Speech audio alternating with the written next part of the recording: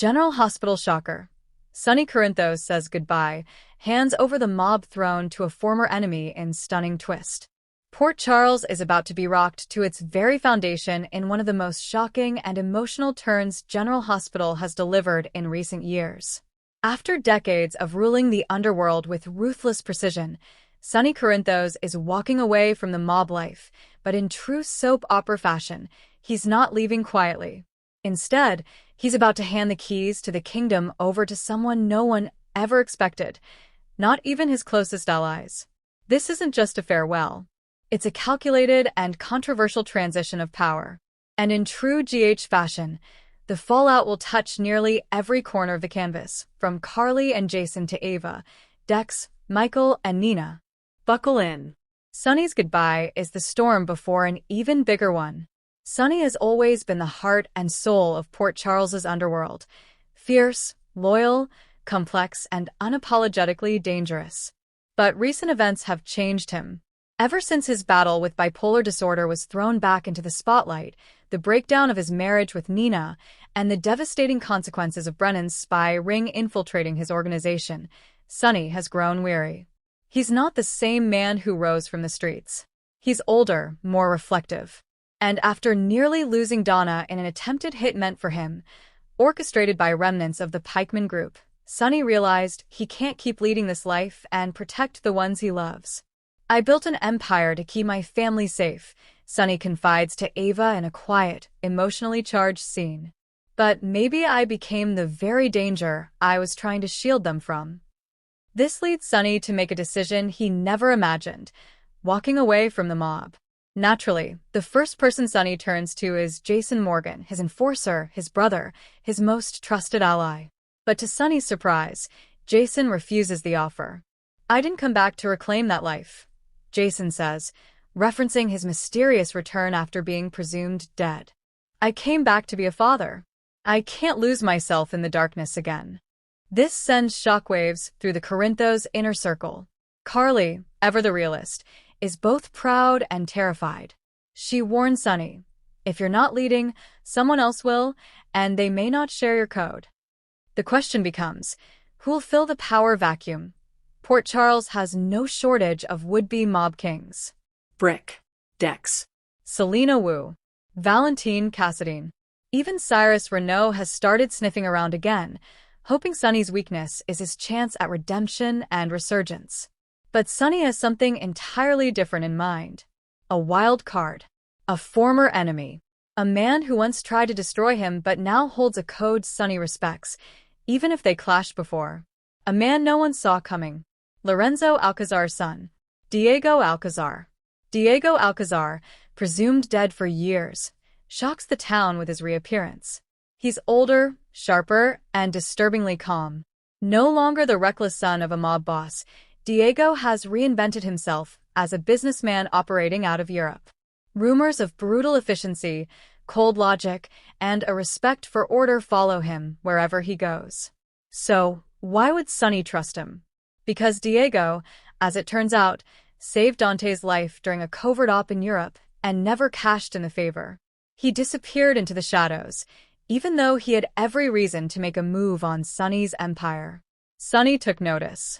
Now, he's ready to cash in his favor by handing Diego the reins of his empire.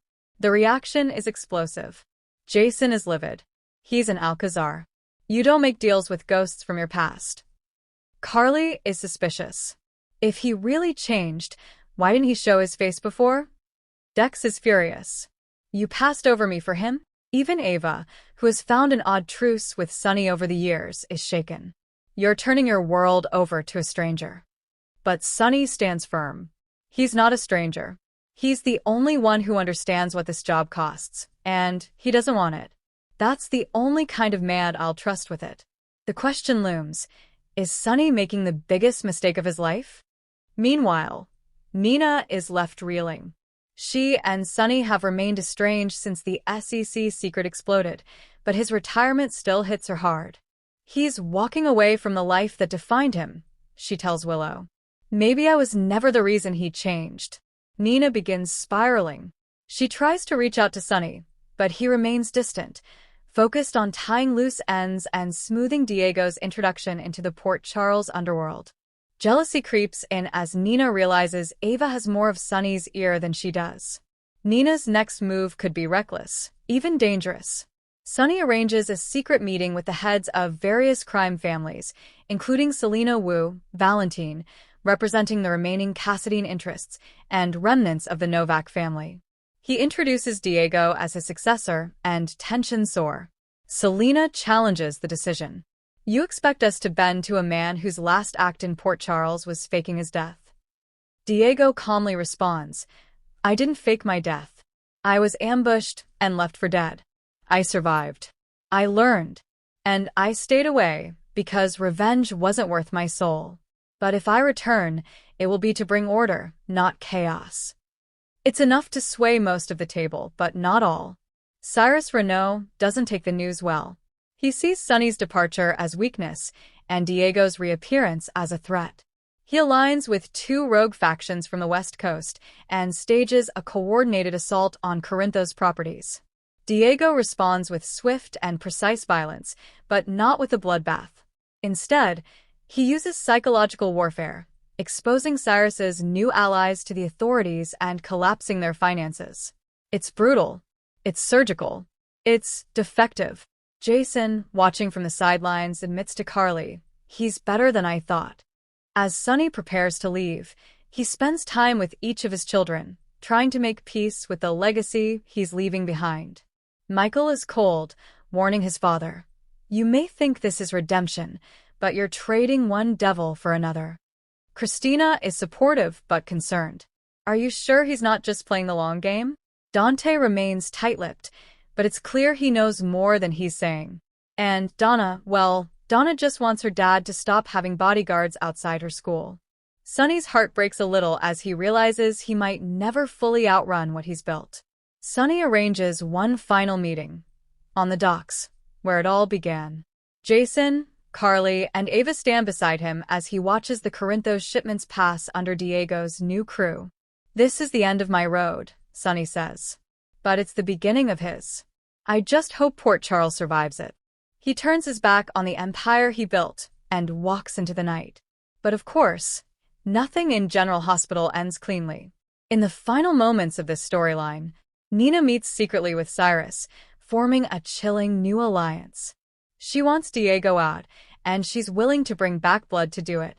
Dex finds evidence that Diego's survival was orchestrated by someone inside the Corinthos organization.